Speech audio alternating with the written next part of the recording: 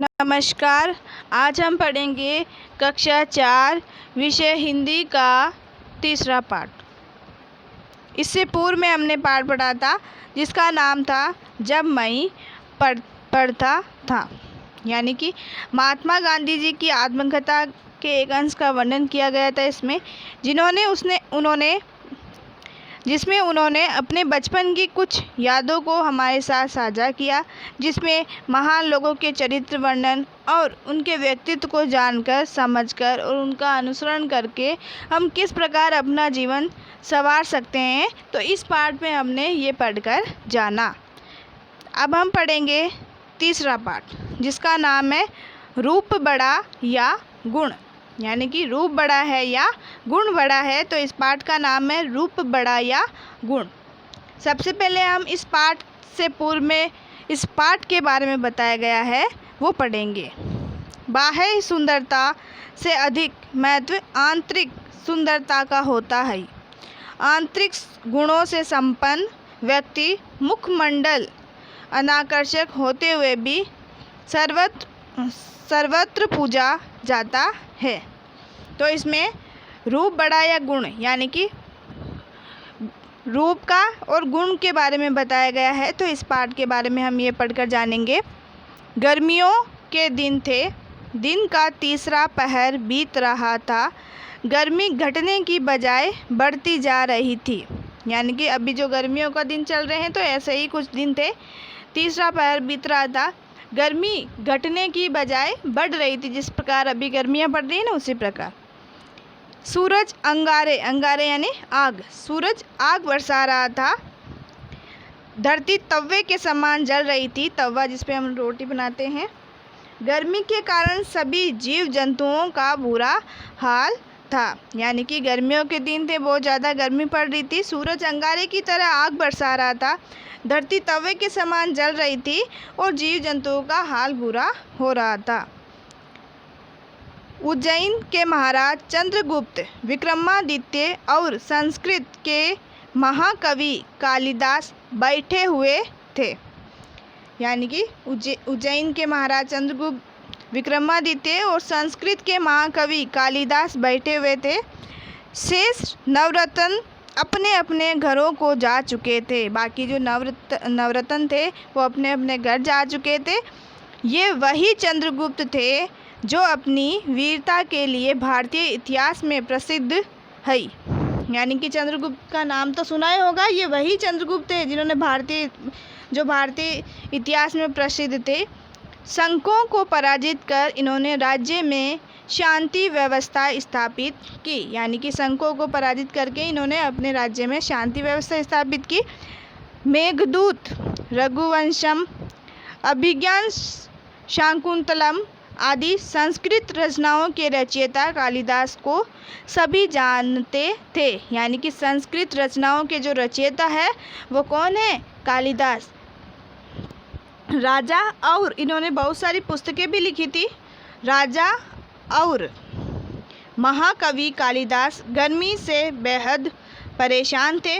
दोनों के शरीर पसीने से लथपथ थे। प्यास के मारे कंठ बार बार सूखा जा रहा था। दोनों के पास मिट्टी की एक एक सुराही रखी थी। प्यास बुझाने के लिए थोड़ी थोड़ी देर में उन्हें पानी पीना पड़ रहा था।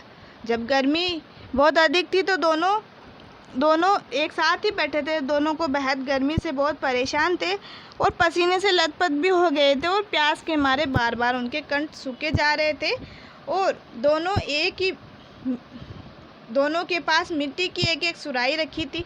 मिट्टी की सुराही जो मिट्टी का घड़ा होता है, जिसमें उन्होंने प्यास बुझाने के लिए थोड़ी थोड़ी देर बाद में उनको पानी पीना पड़ रहा था। जिस प्रकार हम गर्मियों में अभी गर्मी चल रही है।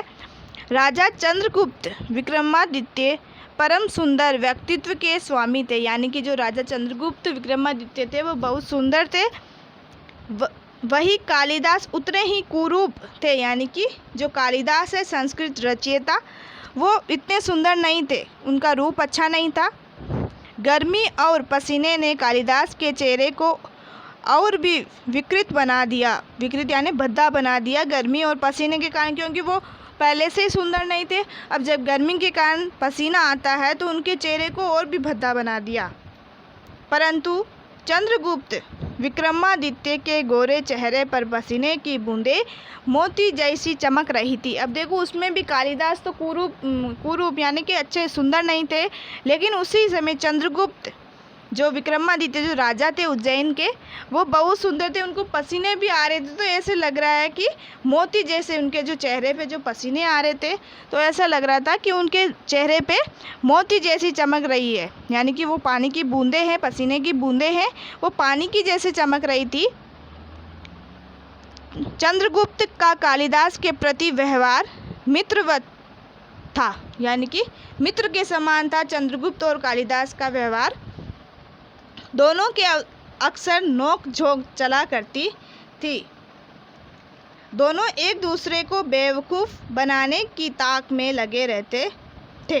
ताक यानी अवसर की प्रतीक्षा, यानी कि दोनों को जब मजाक करते हैं तो दोनों एक दूसरे को बेवकूफ़ बनाने की ताक में यानी कि अवसर की प्रतीक्षा में लगे रहते थे कि मैं उसको बेवकूफ़ बनाऊं या वो मेरे को बेवकूफ़ बनाए। राजा किसी अवसर को खोना नहीं चाहते थे, यानी कि राजा कोई भी अवसर ऐसा नहीं छोड़ना चाहते थे जो कालिदास को बेवकूफ़ नहीं बनाए। परंतु महाकवि से करारा उत्तर पाकर भी प्रसन्न ही रहते थे। अब महाकवि कौन है? कालिदास है महाकवि, तो उनसे भी अच्छा उत्तर पाने से वो प्रसन्न भी रहते थे। चंद्रगुप्त का ध्यान जब गर्मी से विकृत कालिदास के चेहरे की ओर गया तो वे चुटकी लेने के लिए मचल उठे, यानी कि बेचैन हो उठे। वे कालिदास से बोले, महाकवि, इसमें संदेह नहीं कि आप अत्यंत विद्वान, चतुर और गुणी हैं, लेकिन ईश्वर ने यदि आपको सुंदर रूप भी दिया होता तो कितना अच्छा होता। महाराज, इसका उत्तर मैं आज नहीं कल दूंगा, कालिदास ने कहा। देखो, राजा ने क्या प्रश्न किया कि इसमें कोई संदेह नहीं है कि आप बहुत बड़े विद्वान हो, आप चतुर भी हो और आप गुणी भी हो, लेकिन ईश्वर ने यदि आपको सुंदर रूप भी दे दिया होता तो कितना अच्छा होता। ये कहते हुए चंद्रगुप्त ने कालिदास को ये बात बोली तो कालिदास ने कहा, ये उत्तर मैं आज नहीं दूंगा, मैं कल दूंगा। संध्या होते ही कालिदास दरबार से सीधे सुनार के पास गए। जब शाम हो गई तो कालिदास सीधे ही सुनार के पास गए। उन्होंने उसे रातों रात शुद्ध सोने की सुंदर सुराही तैयार करने का आदेश किया और घर लौट आए। जब वो सुनार के पास गए कालिदास, तो उन्होंने रातों रात जो सोने की सुराही, जो सोने का मटका तैयार करने के लिए का आदेश दिया, यानी कि तैयार करने के लिए कहा, और घर लौट आए। अगले दिन दरबार शुरू होने से पहले ही कालिदास दरबार में पहुँचे, यानी कि दरबार शुरू होने से पहले ही पहुँच गए कालिदास। उन्होंने राजा की सुराही हटा दी, जो उनमें से जो राजा पानी पीते थे उनकी जो सुराही है वो वहाँ से हटा दी और उसकी जगह सोने की सुराही पहले की तरह सजाकर रख दी, यानी कि जो पहले जो मिट्टी की सुराही पड़ी थी वहाँ उसको उठा के सोने की सुराही रख दी, वो सजा कर रख दी जैसे वो पहले मिट्टी की पड़ी रहती थी। ठीक समय बाद पर राजा अंगरक्षकों के साथ पधारे। सभी नवरत्नों, सभासदों और गणमान्य व्यक्तियों ने उठकर उनका स्वागत किया, यानी कि सभी जो दरबार में बैठे थे नवरत्न, सभासदों, गणमान्य व्यक्तियों, उन्होंने जब राजा आए तो उनके आने पर उनका स्वागत किया।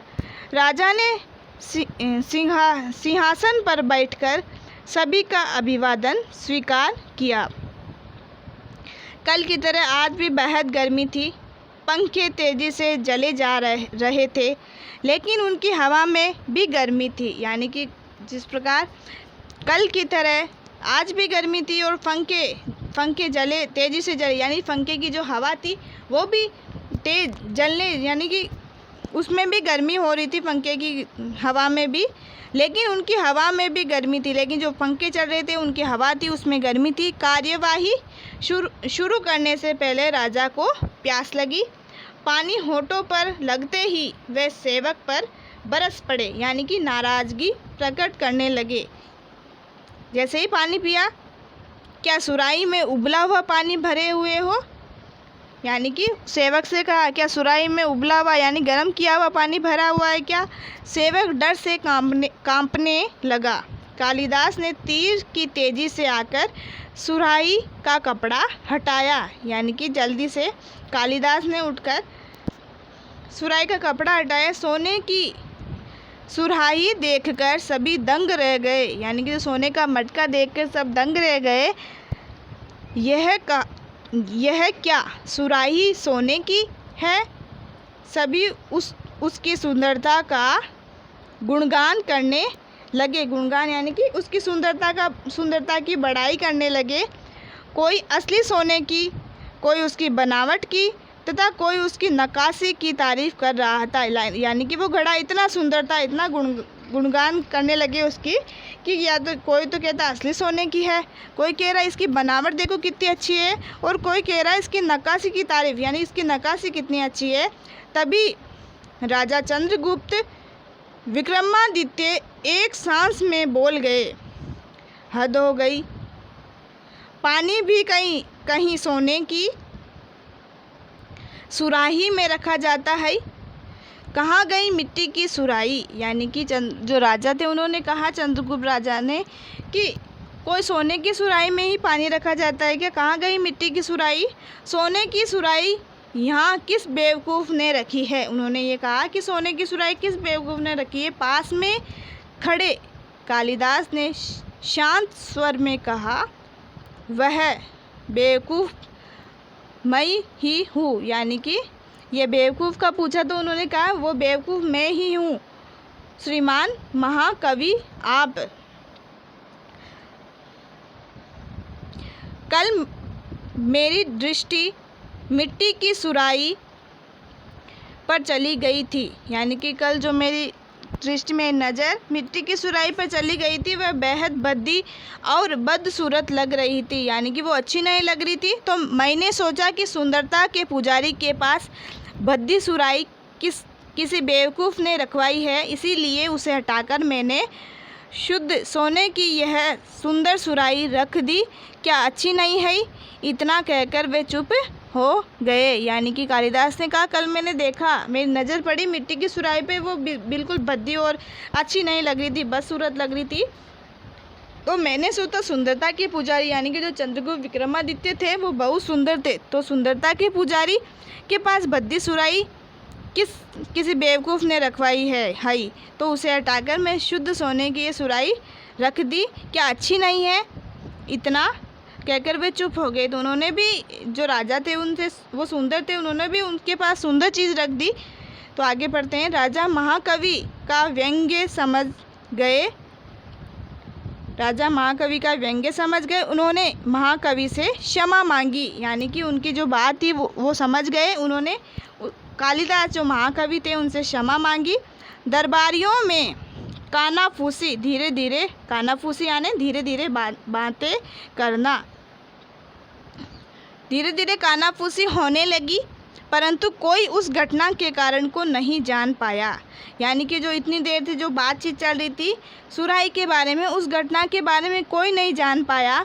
तब राजा की अनुमति यानी कि अनुमति यानी आज्ञा से महाकवि ने संक्षेप में सब कुछ बता दिया और दरबारी भी हंसे बिना न रह सके। यानी कि जब इस घटना का सबको पता चला, संक्षेप में पूरे विस्तार से बताया, तब सभी दरबारी जो बैठे थे वो हंसने लगे। देखो, इस पाठ से ये शिक्षा मिलती है कि आदमी के रूप का इतना अच्छा होना ज़रूरी नहीं है, लेकिन उसका गुण अच्छा होना चाहिए। जिस प्रकार कालिदास में कितने अच्छे गुण थे, विद्वान थे, महान थे, वो संस्कृत, वो एक बड़े महाकवि थे। लेकिन जैसे चंद्रगुप्त भी राजा थे, लेकिन गुणों और यहाँ पे रूप की बात की गई है, तो कालिदास में कितने अच्छे गुण थे। और तो हमेशा गुणों की महत्वता ज़्यादा होती है, ना कि सुंदरता की। अब हम पढ़ेंगे शब्दार्थ। अंगारे यानी आग, रचयिता यानी कि रचने वाला, विकृत यानी भद्दा, मित्रवत यानी मित्र के समान, ताक यानी कि अवसर की प्रतीक्षा, मचल उठे यानी कि बेचैन हो उठे, बरस पड़े यानी कि नाराज़गी प्रकट करने लगे। गुणगान यानी कि बड़ाई। कानाफूसी यानी कि धीरे धीरे बातें करना। अनुमति यानी आज्ञा। तो इस प्रकार हमने रूप बड़ा या गुण पाठ पढ़ा। धन्यवाद।